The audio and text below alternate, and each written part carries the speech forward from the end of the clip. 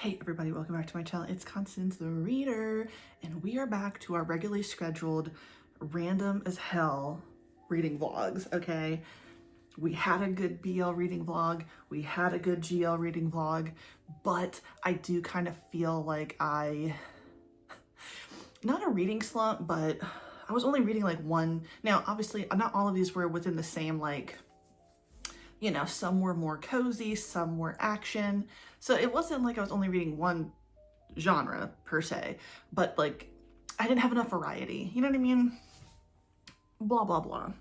So we're back to what we have been doing for over a year now.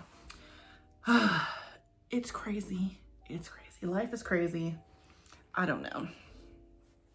My emotions are like this with everything that's happening.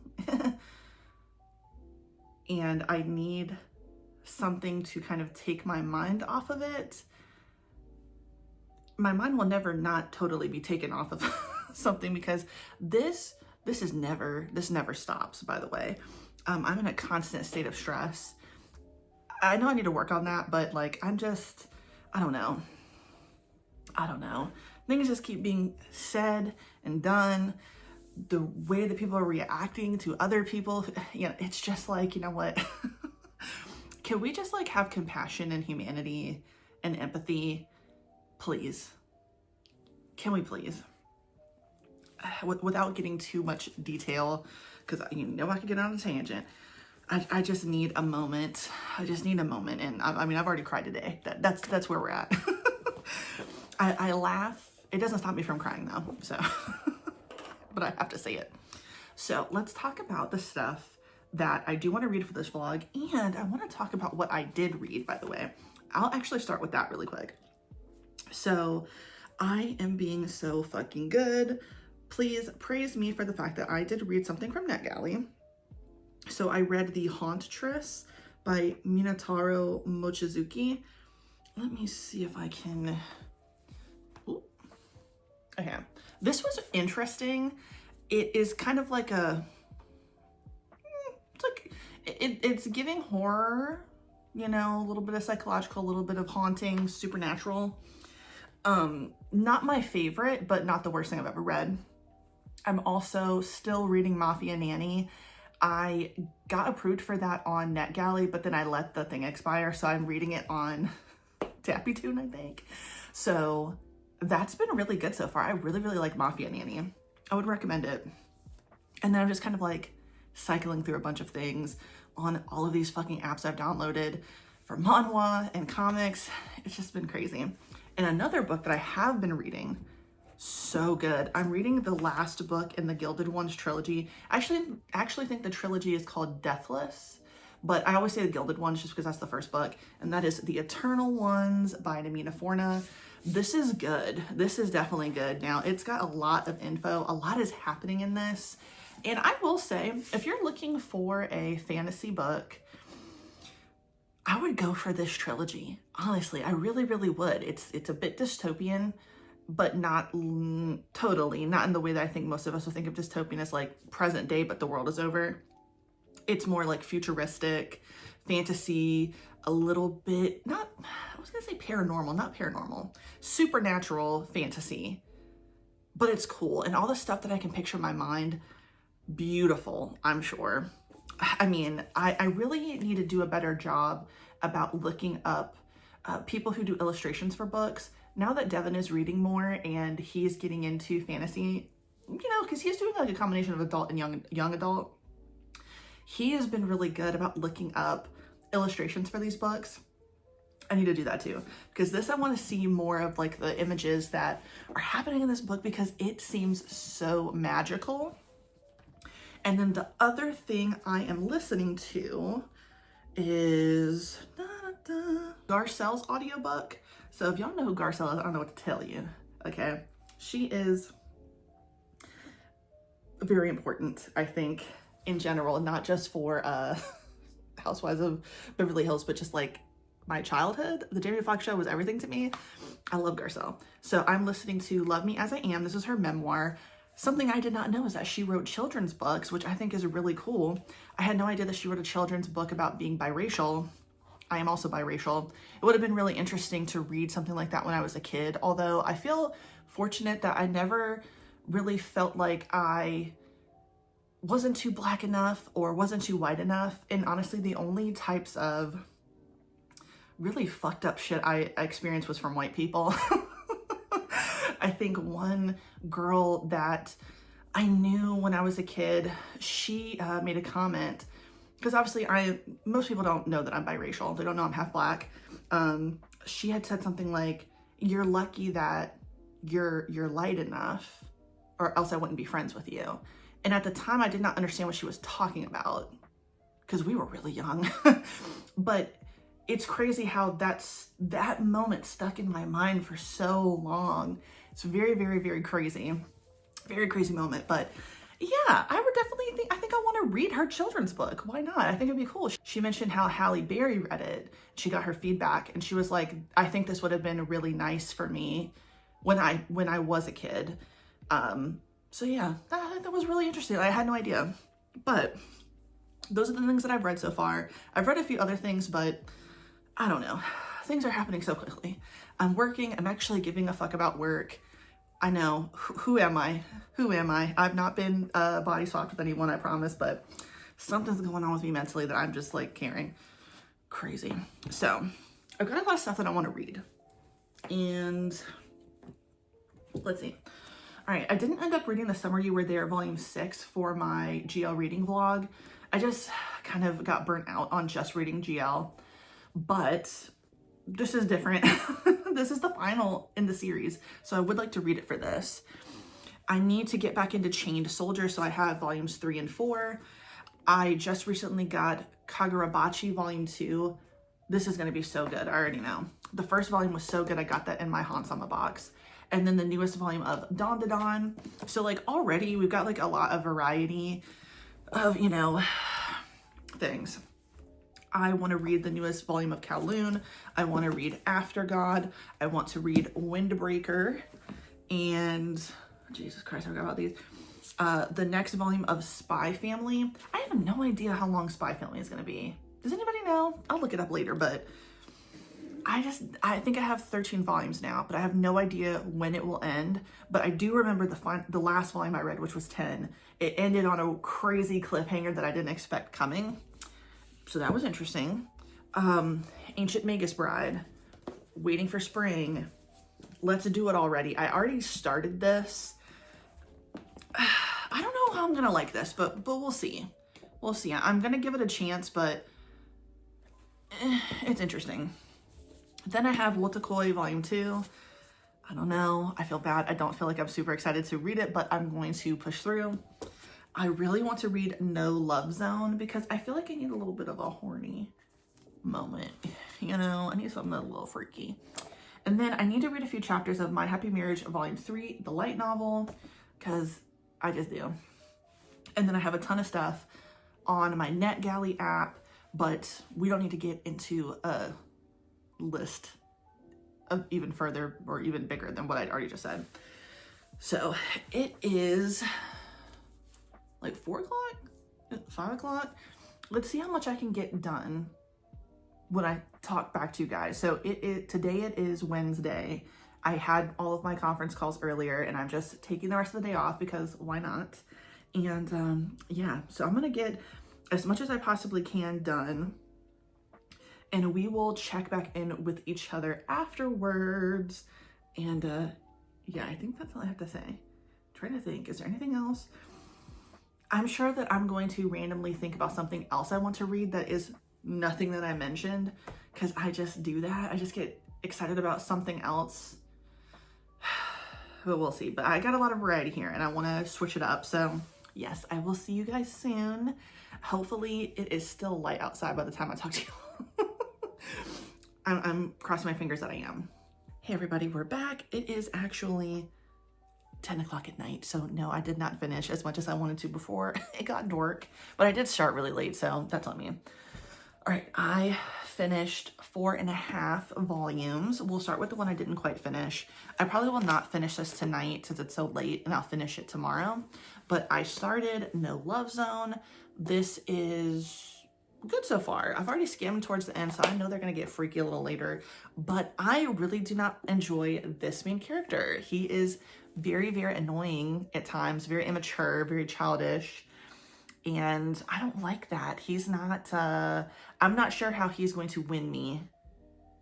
I'll just put it like that, because the way he behaves, the choices that he makes, the way he reacts to things, it's just so, no, not really feeling it. Basically, it's, you know, officey romance kind of.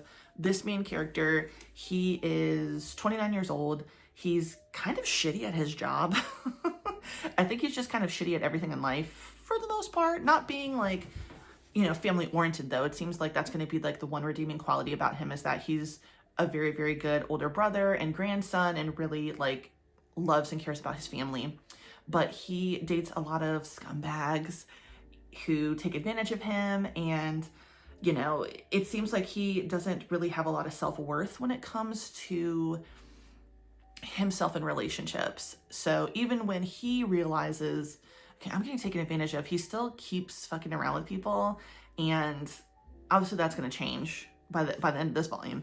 But it's like, okay, you got to want more for yourself, sir. You have got to want more than what's going on here. And I mean, he's also very shallow. He cares about looks. I don't think he cares about the substance of people, and then he ends up with people who really mistreat him. So he sees this guy on the train, and he's like, oh my God, that's so my type. He goes to talk to him, and he doesn't get a chance. It's a misconnection. But of course, what's always going to happen in stuff like this, that guy that he found so hot is about to be his boss. So he is his boss now, and he instantly has a crush on him. But because the guy really is just doing his job as a manager, because you don't care about the quality of your work at your job, he just keeps insisting that he hates him and he has something out for him. So he's like, oh, I'm going to, I don't know what the fuck. I don't know what his mentality is that he's going to do to the boss. Nothing, sir. Obviously, you know what's coming. They have some type of history with each other, but he does not realize that. So he keeps feeling like he's getting flirted with by the boss, and he's just so self-centered and self-absorbed that he's like, well, he's treating me like this, so I'm gonna have him fall in love with me, and then I'm gonna shut him down. Delusions. This is why I'm not really vibing with him. And the boss finally confesses to him, like he's hinting like, you don't remember me, do you? And he thinks that it has to do with when they locked eyes with each other on the train, but he was actually very rude to him when they were younger in school together, when the boss confessed his feelings for him, and he completely shut him down in a way that was kind of rude and shallow, which you don't have to reciprocate, but like, you don't have to be like a dickhead either. So he figures out, oh shit, this is the dude I was so rude to. But then his thought process is more upset about the fact that he was rejected, because he has a crush on his boss now, had confessed before he told him who he really was. So I know that that's going to get resolved, but I don't like him as a person. And even him talking to his friends, I know that I would not want to be his friend in real life, because I don't like people like this. I don't like when people clearly want advice and feedback that only suits what they want. Like, he doesn't really want constructive criticism. He doesn't listen to his friends. His friends constantly say, can you just be single? You keep blah, blah, blah. He does not listen. And that's hard. This is fiction, I know, but it's hard once I start reading something. If I don't like you, it's hard for me to ever like you again. And that's actually how it works in real life, I'll be honest with you. If you piss me off, it's hard to get me back to a place where I like you again. You could be like a real person that I'm interacting with, or like a celebrity I'll never meet. Like, once you do something that pisses me off, it's really, really hard. And don't even get me started about being rude to my husband, because if anybody is ever even a little rude to him, customer, stranger on the street, I don't care, I will never like you. And that's just how it is. Just so you know a little bit about me. But yeah, I know it's gonna get resolved. I know they're about to get freaky nasty later. So it's okay. I know everything. He might get me back again. Maybe. Like I said, the redeeming quality about him is how he loves his family. And clearly it sounds like he lost his parents. So he's really like adamant about being there for his grandma and his 2 younger siblings, but just his personality is just so annoying already. So I read the newest volume of Don Da Don. Yeah, not much to say about that. The story's progressing, things are happening, more aliens. It's getting pretty wild now. I'm not really even sure, like, we're still looking for Okarune's balls at this point. And it's like, okay, but like, I don't really even know where this is gonna go. You know when something's like, you just don't understand where the story could possibly, how is this gonna end? What's the ending supposed to be in this? I don't know. I'm not saying I don't like it. I'm just saying it's hard when you are reading stuff as it comes out because not much happens. Like you finally get to a volume and then but in between them, not much happens. So I think I'm going to just try to like wait after the next few volumes come out and then read instead of reading them as they come out. It's clearly just working out better for me that way. And that's why when I get back into Kaiju number 8, I will have some more things in between because I have 3 volumes to read. Kagurabachi volume 2, this was really, really good. I think I already mentioned that this is getting an anime and I just know that this is going to be so cool, or at least I really hope that it will be. I think the magic system in this is so interesting. It has to do with magic imbued swords, and there were 6 swords that are like legendary swords that our main character's father made and basically kind of taught him how to make.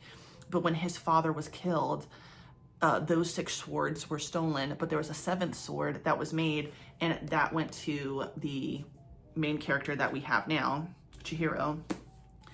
And he is also now, as he's grown up, looking for those swords to take them back. But there's like a group of sorcerers who took them, and people are, these are legendary swords, everybody wants them. But there's also a group of people who I guess were kind of like working with, but kind of against his dad at one point. So it's really interesting because I'd like to know, who really killed the dad? We know who killed the dad, but like, was it someone who was supposed to be his ally? You know what I mean? That's what I think is going to happen as the story progresses. And some of these people who are aligning themselves with Chihiro now, we're going to find out that they kind of had a part to play in his father's death. But yeah, I think it's really cool. One of the other characters that we met in the first volume that Chihiro was trying to protect, they have a really cool power that many people want, but she is now coming into her power and realizing and discovering like what she can do. And I think that's really cool. So Kagurabachi is very, very good. And then I read volumes 3 and 4 of Chained Soldier. I love this character. She is so sweet and I love her power. I think it's really cool. It's interesting because everybody has some type of power. So girls eat a peach and it gives them certain powers, but they're kind of tailored to them. Everybody has some type of power that is connected in some way to like a trauma that happened to them. And look, I know Chained Soldier, titties everywhere. Very, very vulgar. With that being said, it's true. I won't deny it, y'all. Also, the story that's happening, because something just kicked off at the end of volume 4 with our main character, Yuki, the man. Something is not quite right about what the defense force is doing. They think that they're protecting people. I think it's going to be, and I won't find out until the next volume, I think it's going to be that there's some type of higher authority that is getting them to basically kill things, the Shuki, because his sister is like half and half, which we find out. So his sister is like an enemy so far, but something happens and we find out a little bit more about her, and they don't fuck with the defense force, but they deal with Shuki, which are the monsters. And I think what we're going to find out is that they have the real story for what is going on and why Mado even exists, and how the defense force, the women who are fighting against them, are being used by the government in some way, which I wouldn't put it past the damn government to do nothing. Fictionally or in reality, as we know. I can't stand it. Life is getting so crazy. Anyway, so yeah, it's really good. 2 things can be true. Something can be unbelievably ridiculous, but also have a good story. That is my testimony. Okay, that is my testimony. what do I say? I preached y'all every damn day about the Titan's Bride. I know it's fucking crazy, but what the fuck is going on in the Titan Kingdom? Why are you guys doing this? I want to know. I want to know. So yes, successful. So yeah, technically I've read 4 volumes. Now I'm starting this on a Wednesday and I have work the next, the next 3 days, and it's okay. I'm going to make this work. I'm going to steady read and be consistent with y'all because I can do this. But anyway, before I get to going to sleep, taking all this makeup off and put my head on that pillow, I just want to say it was a good wrap up, a good little time, and I will see you guys tomorrow. Hopefully I will have read at the very least 5 things, including No Love Zone. We shall see. We shall see. I'm so tired now. It just hit me. So yeah, I'll see you guys tomorrow. I got a long ass day tomorrow and I'm not happy about it, and the weather's gonna suck. But what can you do? Anyway, I'll see you guys again. Hello. Okay, so it is the next day. Oh God, it's the next day and I'm crying again. Oh God, I knew that I was gonna cry when I read this. I knew that I was going to, but fuck, it really had me. It really got me. Summer You Were There, Volume 6. Like I said, I knew it was gonna make me cry because obviously Kara was gonna die. We knew that that was gonna happen. I mean, that was clearly what was going on.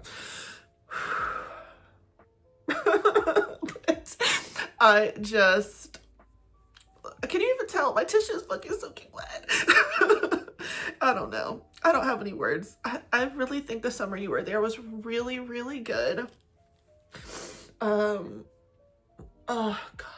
It's really good. It's okay. Let me get myself together. Okay. So let's talk about The Summer You Were There really quick. And let me try to compose myself. So this is about our main character, Shizuku.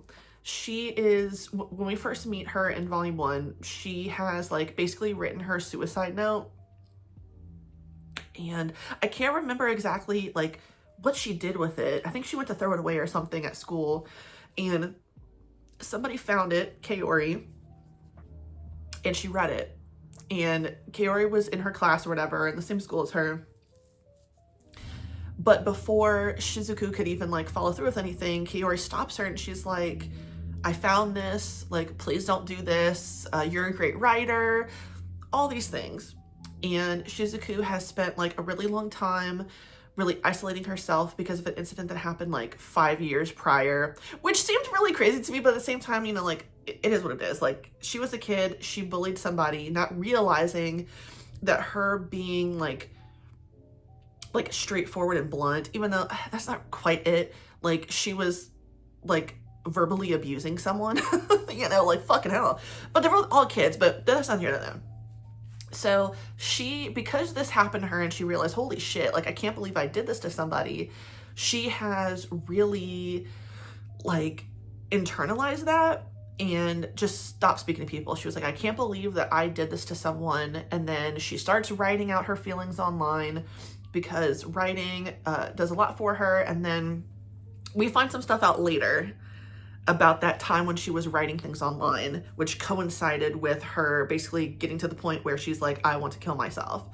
So Kaori is trying to get Shizuku out of her shell and spend time with her and get her to, I'm gonna cry again, be around people. I'll think about everything. And Shizuku's kind of like, I don't know what's going on here. I'm gonna roll with it, but like, I'm not totally comfortable. And then like Shizuku just, I mean, Kaori just brings something out of Shizuku and it starts to make her happy. And then more and more stuff starts to happen and get revealed. Like Kaori knew about the bullying because she's friends with the girl that Shizuku bullied. Kaori is trying to get these people, Shizuku and the girl and then another friend, to kind of like forgive each other and be friends with each other. But all of this is happening. Shizuku doesn't know that Kaori is ill.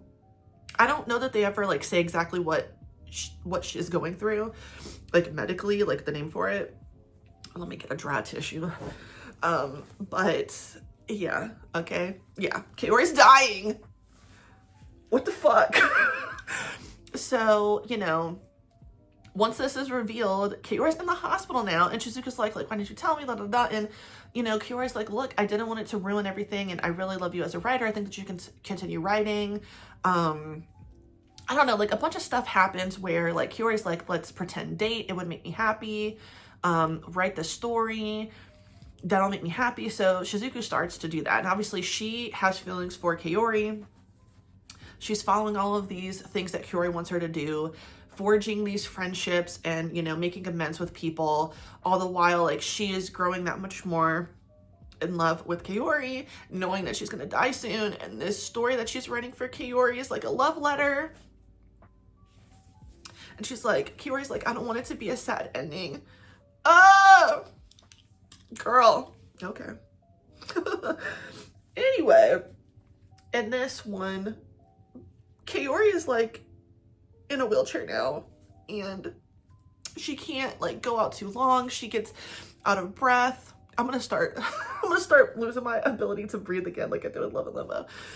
Okay, calm down. So they go on a date, and we're reaching the point where Kaori's gonna die, and Shizuku is getting so close to the end of the fucking book. When she finally is writing the final chapter, where she's basically gonna end it by saying like, I love you, and I guess like have that conversation with Kaori, she fucking dies. And it is just like heartbreaking, obviously. She got to read the final chapter though, and that made me really happy. So that was like a good thing. So she got to read the final chapter, and all this while, after she dies and it's her funeral, you know, it's revealed that Kaori was like writing in her diary and also writing letters to her friends, and she wrote notes for the final chapter and for the book, and it was just really, really cute. But we find out that, girl, don't fucking cry. Calm down. Okay. So that time when Shizuku was writing her stuff online, and I don't remember exactly what the stuff was, but like the title of the book was like Girls Love Suicide or something.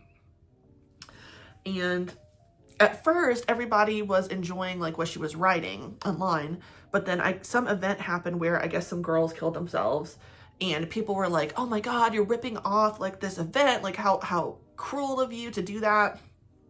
My hands are freezing cold. And, you know, she's like, what the fuck? I can't catch a fucking break here. But it's revealed in the letter that Kaori writes that she was one of the people that read that first story that she was publishing online. And then she talks about how they actually first met. And Shizuku didn't remember. And they met when they were really, really young. And from there, before Kaori had to, like, she left school when the bullying happened, and then she was in the same school like a few years later when they're in high school. And that's when she like was like, oh my God, I remember Shizuku, I wonder if she remembers me. She found the suicide note. Oh my God, it was just like so many things connected, and it was just too much for me emotionally. Okay, all right. I didn't start doing that thing I did last where it's like, I have my breath, I've caught my breath or whatever. But I would say that's a 5-star for sure. It is just really good.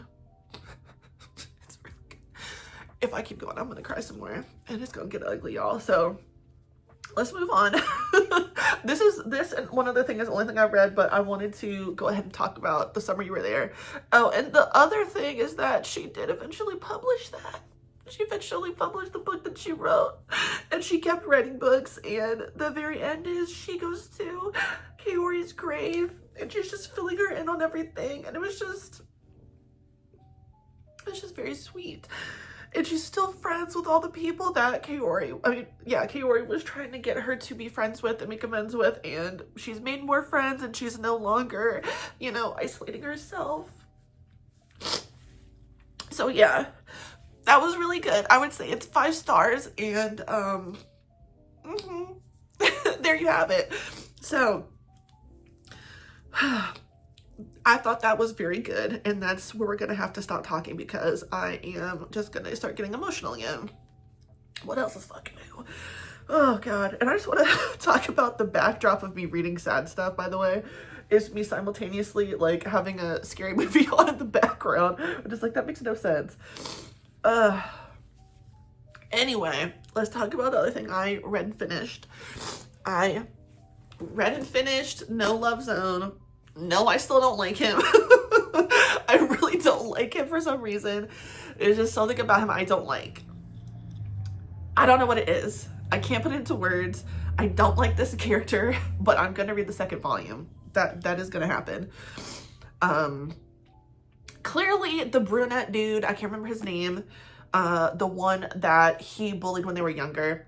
I mean, he was clearly kind of being an asshole to him, but I wonder, are we gonna really talk about that in the next volume? Because they do hook up, okay? Drunken though, I didn't like that part, but they do hook up, and the blonde dude, you know, he's trying to be like, what the fuck? Like, I don't like this, of course, you know, he's like, what the fuck, this dude, like, I don't fuck with him. But I fucked him. Damn right. When they meet face to face in the job again, and the brunette tries to like talk to him, he's like, I don't want to speak to you. You know, you're fucking with my head, blah, blah, blah. And it's like, granted, I do think he is fucking with him. I don't think he realizes that he is totally fucking with him. Doesn't make it okay. But I don't like him. He's got to do something to change it for me, because something about him I don't like. I don't like this dude. I really don't. And it's hard for me to feel bad for him. It really, really is. I don't know what I can't stand his ass. But I don't know. If y'all have read this, I'll have read the second volume by this being over. So, but if you read this, is this how you guys felt? And I know that there's 2 volumes. I'm going to read the second one. So I don't know, but I'm probably going to continue. If y'all have read this online, y'all read everything. Did y'all like it? You know, it's just something about him I don't like. I don't know. I just don't know. I don't know. I can't put my finger on it. I don't fucking like him. And I got to tell my truth. I got to tell my truth. So, yeah. So, as you guys know, this is the rest of the stuff that I want to read. There's some more stuff mixed in here, and I'm probably going to change my mind and pick something else. But we're going to wrap up this little portion. I'm going to read a little bit more, and then we'll come back. I also forgot to mention, I will talk about this next time, that I read and finished The Message by Ta-Nehisi Coates for my book club pick, which was in January. And I just wanted to like kind of give like a quick, well, I guess I don't need to wait. I could just say that was really, really good. I would definitely suggest listen to it. I think Ta-Nehisi Coates has such a perfect voice for like listening to as a narrator. I found it really, really interesting. It's all interconnected. And if I remember correctly, I think he said it started out a book about just writing, and it quickly evolved into something else, into what it is. And I can't tell you like a chapter that I like the most, because they all are connected in some way, you know? But I would definitely say read that. I think it's definitely under 250 pages. So it's shorter if you read it physically. It was really good. Read The Message by Ta-Nehisi Coates. It was so, so, so good. But yeah, this is already long, so I will be back, and hopefully I will not read another thing that will make me cry, because I can't handle that today. I can't handle that today. I need a break from crying and doom scrolling. Everything is just too much right now, and y'all know this brain never shuts off, and this crybaby never stops. So I need a break. But I'll see you guys soon. We're back. Okay. I didn't read that much, but I did read a bit. So, and I don't really have much to talk about with these, because they're just the next in a series. So I read After God. This is getting really good. The main female character that we got introduced to in the first volume, something more is going on with her. Okay, we already saw that in volume 1, but it's getting even worse. It's getting even worse for Waka in this. And I'm scared. After God is all about gods, like showed up on Earth, wreaking havoc, killing people, and now there are these zones in like all over the world where gods stay. And, you know, humans can willingly go there, but for the most part, they try to stay away from gods. They make a lot of empty promises, and those people usually end up dead. The best you can hope for is that you can work for the god, but we just saw somebody who ended up being killed by by a god that they were like serving, so it's like, oh god. Am I right? But there's something more going on with Waka, and more than we saw at the end of volume 1. They are far more powerful than we thought they were. And now something is getting unleashed, and it is very interesting. So I'm excited to keep going with this one. It's definitely interesting. It's very mysterious and really reminds me of Tsugumi Project and Chojin X, you know? So very dark, like a sci-fi supernatural thing going on, and it's really interesting. Next, I read the newest volume of Kowloon, Generic Romance. Still enjoying the hell out of this. Don't know what's going on. And then I had to lie to myself for a second because I went on Manga Dex thinking, I'm gonna get these next few chapters. Okay, I can't wait. I need to know. Everything was like in Portuguese or something, a language I don't understand. And I just kept thinking, you know what? Maybe I could just look at it. I can look at these panels and get the idea.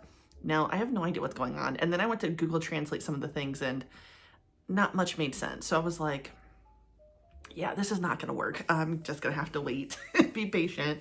But yeah, I mean, the way that this one ended, that makes a big difference in what Kowloon is, or G Kowloon or whatever, because I don't know that I can fully explain Kowloon because there's so many things going on, but it is really interesting and I really like it.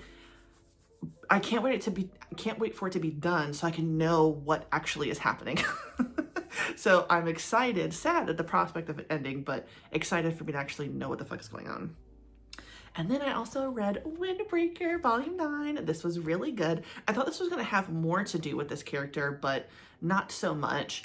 But ultimately, I'm just still so excited for how much Sakura has grown. We just got introduced to a whole nother group of dudes who like to fight, and it's just been really great. I just really like Windbreaker. I feel like that first volume and the first episode of the anime really like sets the tone for like, this is gonna be really good. And it just keeps, you know, goes up and up and up. It's just getting better and better and better. And I really, really like it. There's just something about this. I love these characters. I love these guys. We're introduced to another character who, I don't think that she's gonna be like a big role in this because she's from like she's from the same area, but from a different district that we hadn't seen until just now. But she's obviously going to play a big role because everybody is fighting over her. Not necessarily because they want her. Some people are protecting her, but I liked it. And then lastly, I did good, y'all. I actually read a manga that I got approved for on NetGalley, and that was Confession. So hold on, because I want to make sure I can show you guys the front or the cover. Now, a lot of y'all probably already seen this in stores because hold on. I don't think it's going to show you the colorful cover, but you've probably seen this cover and it's all blue, and I just did that again. That's pissing me off. I'm sorry, but does anybody else feel like NetGalley app really is annoying as shit? It really is annoying. Sometimes I can't stand it, but it's Confession. Ooh, so you can't even see it because it's not the blue one. But this was really interesting. So we're following two characters, two men who are trapped on top of a mountain during a blizzard. They are trying to make their way to this like cabin shelter that they should have been at already. But one of them got injured, then the blizzard happens, and they can't really tell how far or close they are to it. And the guy who's injured ends up giving like a deathbed confession because he's so sure he's gonna die. And he confesses that he murdered someone that they both know. So, you know, he thinks that he's gonna die, so what does he care that he confess the murder. I felt like the other guy didn't, at the very beginning, didn't really seem like that shocked by it. He was more like, you know, his internal monologue was, you know, we're gonna get out of here and it's okay. I'm not gonna say anything. What? Fucking hell. But then as time goes by, you realize why, and I won't give that away. But they do eventually make it to the cabin. But now the guy who just confessed to the murder is like, I'm gonna have to kill you now because what the fuck? Like, you either have to tell me something that's really fucked up or I'm gonna have to kill you. And I don't even think it matters if the guy tells him something equally as bad because he's like, I'm still gonna kill you. But it is a crazy situation. They're in this cabin, they're alone, they've called for help, but it's not coming until a few hours. And then it's just like this cat and mouse game of trying not to get killed by one or the other of them. And then another confession is made and only one of them makes it out alive. And I thought that was really, really interesting. I thought it was cool. Now the ending, it pissed me off. On one hand, I was glad that it ended that way, but it's not as satisfying as you would think it would be. So I definitely like that. I think I rated that 4 stars on NetGalley, and I got my review in too. I just stay at an average of 60 something. I need to do better because I got auto approved for, I can't remember which publisher auto approved me. I'll put the name up here, but I am going to read all of them. I am going to review all of them because that's the right thing to do. I need to do it with everything else that I approved of though too, but yes, I will be doing that. But it is now 9:17. I just took it all. So it's time to relax in the bedroom. Okay, I'm gonna watch something that's gonna make me laugh and really like calm me down. So yeah, tomorrow I've got a long day. I've got a busy day. So I will be checking back in with you guys. I did make an executive decision and decided that I'm gonna read A Firefly Wedding and Home Sweet Home. I'm kind of like scared when the Hantama box comes that these will be in there. I don't really think about that sometimes when I get Hantama. Like, oh, it's the first in a series of a new series I've never read. So hopefully I don't have a duplicate. And maybe I need to stop buying the first in a series until after the fact. But yeah, that's where we are now. So I will see you guys tomorrow. Yeah. Welcome back, everybody. It is Tuesday, the 11th. So it's been a hot minute since I last talked to y'all, but it's okay. A lot has happened. Taking my job seriously. Oh my God, who am I, right? Done a bit of shopping. So yeah, I just did a haul, and let me tell you, it's a long one. So strap in, y'all, because I got a good situation going on. Tons of manga as usual, a few books, and DVDs that I'm so excited about. You guys, I'm so excited about what I found today.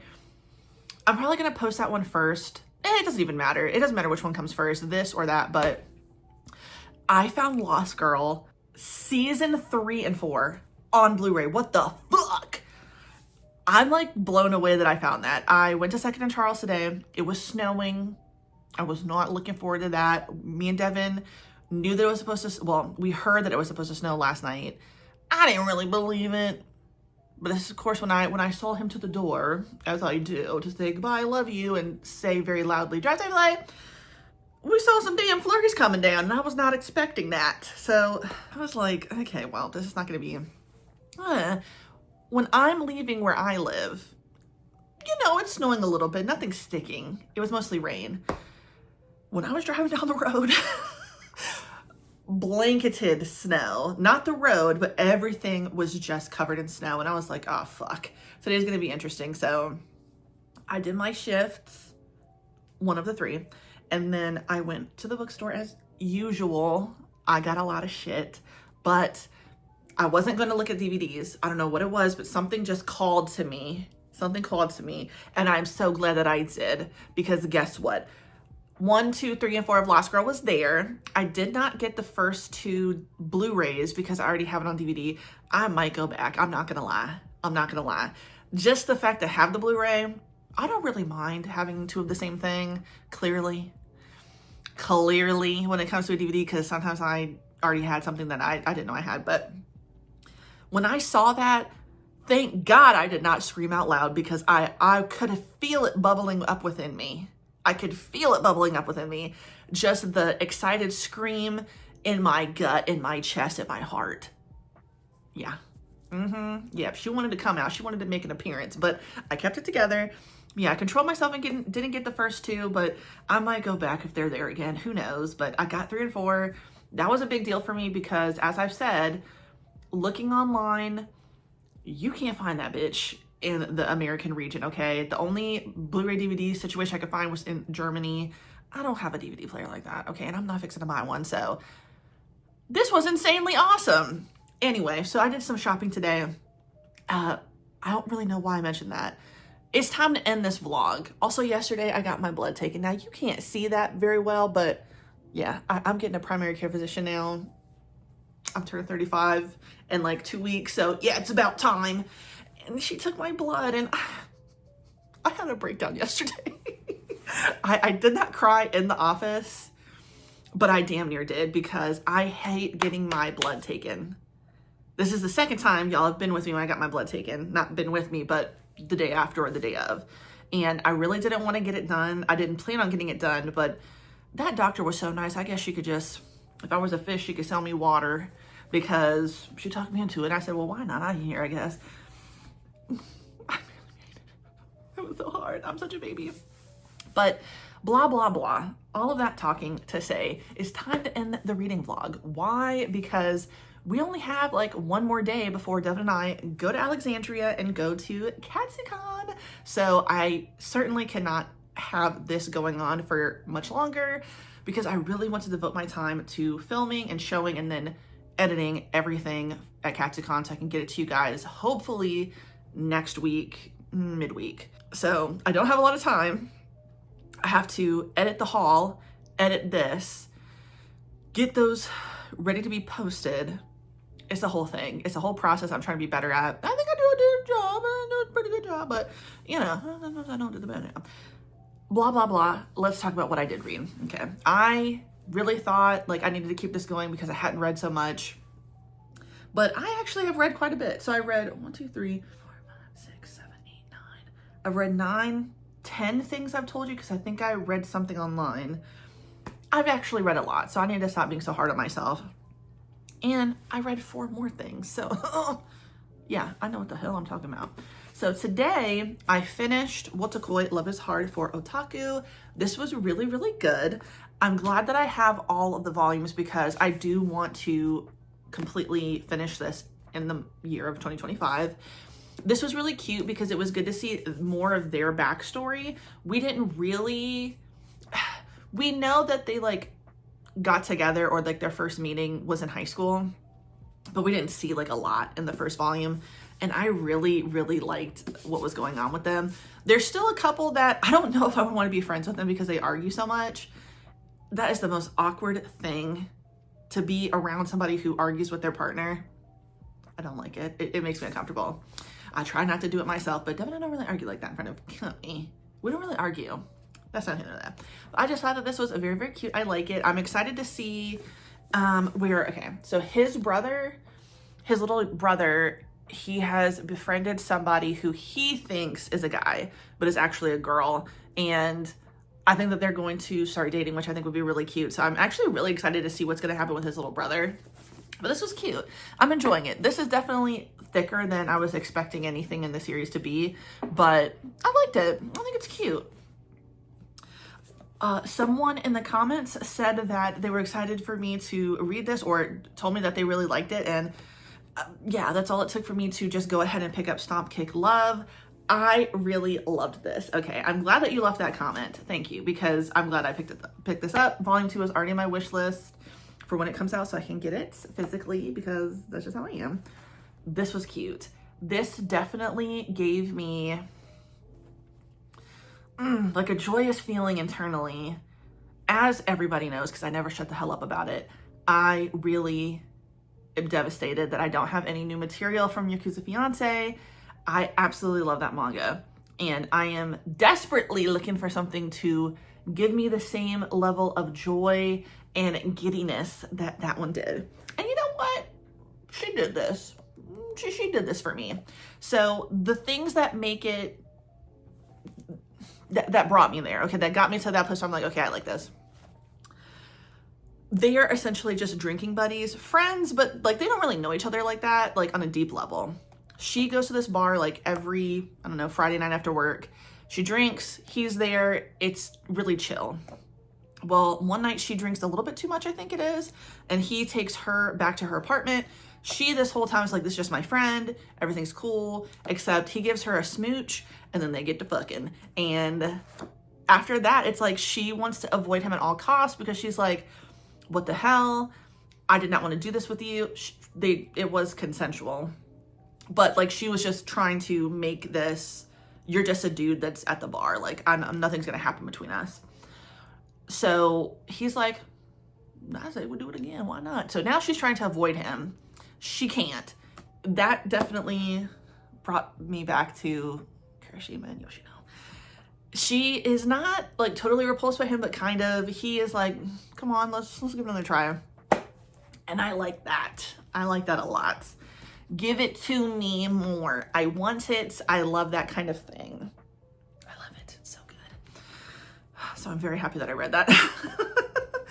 I also got into Home Sweet Home, Volume 1. This is so cute. I love this so much. Basically, she is, I don't know, like the equivalent of maybe a junior in high school. And for most of her life, her parents have moved for whatever the reason, or for whatever the job is that her dad or mom or both of them have. And finally, I guess she's convinced her parents to let her stay behind, and she's going to stay in the home. But the condition is she has to have a roommate. So the dad works something out with his boss for their kid to stay. Now she thinks that it's going to be a girl.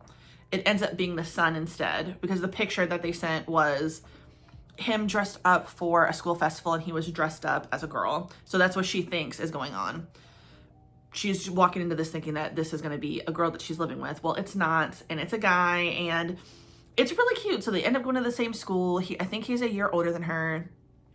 He seems to not really give girls like the time of day. Like he seems like he talks to them for the most part, but he doesn't really like girls who, I guess, are just fawning all over him, which he's a cutie, so that's just what's happening. She kind of starts to develop feelings for him, but it seems like her friend keeps put that little in her head. I do think that she finds him attractive and likes him, but I don't think that, you know, I don't think it really needed to be like that. Her friend just keeps saying shit, and it's like, I don't like the friend for that. I mean, it's cute and all, but like, calm down. I didn't need all that. I didn't need all this like, oh, I guess you must really like him. Oh my gosh, he should be your boyfriend. But the girl, she'd never done anything before. Just let her live her life. But moving on to another banger. Thank you to whoever made the Reddit post that I looked up. Again, going back to needing something to replace or fill the emptiness of missing Yuki's fiance, and that was Firefly Wedding. Thank you to whoever said that this would be something that they suggest that you read it, because yeah, this is what this, yeah, not exactly like it. Obviously, we're not in the modern times here, and he is an assassin. She is a count's daughter, but it's like forced proximity, fake marriage, kind of, and her just really wanting to fucking strangle him and him being obsessed with her. Yeah, this did it for me. This was very, very good. I cannot wait for Volume 2. I think that comes out closer to the summertime, maybe even after. I will wait for it because it's just so good, especially the way it ended. I don't want to give too much away, but it's very good. And then I read a NetGalley pick because I'm getting better, and that was Tied to You. This was a really good. This was very interesting. Basically, in this world, sometimes your fated match, it's someone that you least expect, although it does seem like you're already building feelings for the person. And the way, when you know that it's time, I guess, you get a red, ring around your finger.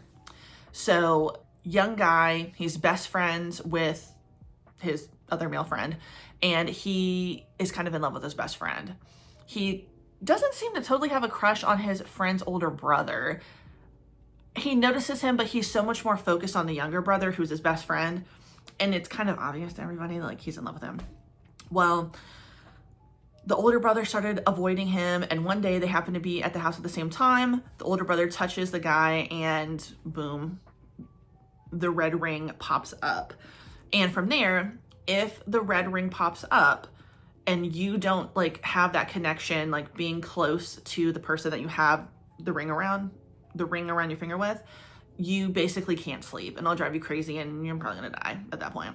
Nothing you can do to get rid of it. So they have to find a way to work around being around each other without the brother knowing that this is going on. So the best friends, our main character is gay. His best friend is straight. He doesn't quite believe that he has a crush on him, but he definitely takes advantage of the way that he treats him. I don't like that. That's wrong, okay? If you don't have feelings for me and we're just friends, stop being flirty with me. And stop taking all that. Like, calm down. So, yeah. So, like the movie and all this stuff. And then him and the older brother get together. Nothing sexual yet. But, yeah. I'm liking where it's going. But the younger brother, it seems like he's catching on. It seems like he knows that something's not quite right. So now he's getting a little jealous. Back it up. You don't have any right to get jealous. I'm sorry. Because you're straight. And you're not trying to be with me. So don't get jealous of me. Be with somebody else. Shut that shit down is what I have to say. I don't think I read anything else. I really don't. I started Ashita no Joe, Fighting for Tomorrow. And I think that's the last thing. I haven't finished it. And I'm gonna finish it because it's on NetGalley, but I'm certainly not totally excited about it because I don't really know what's going on with it. It's interesting. But the other things that I did read, I haven't finished yet though. I'm still making my way. Let's pull her up so you guys can see. That's not the right app. I'm still reading The Eternal Ones, the third book in the Gilded Ones Deathless trilogy. Still really enjoying it. I don't think I'm halfway done though, so I'm kind of disappointed in myself. I've slowed down a bit, but I think I only have like 3 hours left of the Garcelle Love Me As I Am audiobook. This is so good. I know I mentioned to you guys last time, she talked about how she wrote the children's book. She actually wrote a total of 3. I can't remember the third one, but the first one is about being biracial, being mixed, because that's what her kids are. The second one is about being a child of divorce. I also know what that is like, but I can't remember what the third one is. You know what? I think it's just like loving yourself as you are. Maybe that's what it was. I just listened to it last night. I feel bad, but I can't remember what that one was called, but very, very good so far. She just said some juicy stuff. Talking about the divorce, the cheating, her husband cheated on her, F you, sir, fuck you. But I really love how open Garcelle is about talking about her sex life, you know, having passion and being passionate and being with these dudes, and she's having fun. I like it. I don't know where we're segueing to yet, but I'm liking the audiobook. I think it's great. She has a great narrator situation. I love the way she reads. She's just so funny. I just love Garcelle. When I think about my first introduction to Garcelle, the Jamie Foxx show, great fucking show. I feel like that's a show that you definitely, I know that like that came on when I was younger. I feel like that's the kind of show that young people should be watching. You know, look, I watched Euphoria as an adult. The young people might be watching Euphoria too, but you know, I had things like, not to sound like an old fogey here, but you know, I had A Different World. You know what I'm saying? We also had Martin. We also had the Jamie Foxx show. We also had a bunch of other stuff that was really good. But there's just like, there's something timeless and just so great about that stuff. And it's always so funny. The Jamie Foxx show is so fucking funny. Anyway, sorry to go on a tangent, but yeah, that's what I've read. That is the reading vlog. I think we did a good job. We read a lot of good stuff. but I cannot wait for you guys to come along with us to KatsuCon. I've never done a vlog there, and I'm gonna try really, really hard to do really, really good about filming, okay? Especially showing you guys what we got afterwards. It's probably gonna be very packed. I'm hoping that the weather isn't too bad, but I came prepared, y'all. Went to Pop Shelf today, and I did get Devin a poncho just in case it rains. I already have a poncho too, so I figured I'm gonna get him one of those. And then I also got a much lighter, cheaper, you know, hopefully it's still good, umbrella just in case, but I don't even think Devin has an umbrella, so this will just go to him anyway. And then something else for my sister, because when I see her, she's gonna get her birthday gift. So I'm gonna be filming a lot of stuff. So I'll show you guys what we got. I'll show you guys other things that we're gonna do. We're gonna be in Alexandria, so we're gonna go to other places. We're gonna see my sister, my brother-in-law. So I am just so excited. But yes, this is getting very long. I'm sorry. Thank you so much for watching. I appreciate you. You have no idea. But yeah, thank you so much for watching my video. If you like the video, please like the video. If you like it, subscribe, hit the notification bell, follow me on other social media. It's in the description box down below. And you have a good day. Goodbye.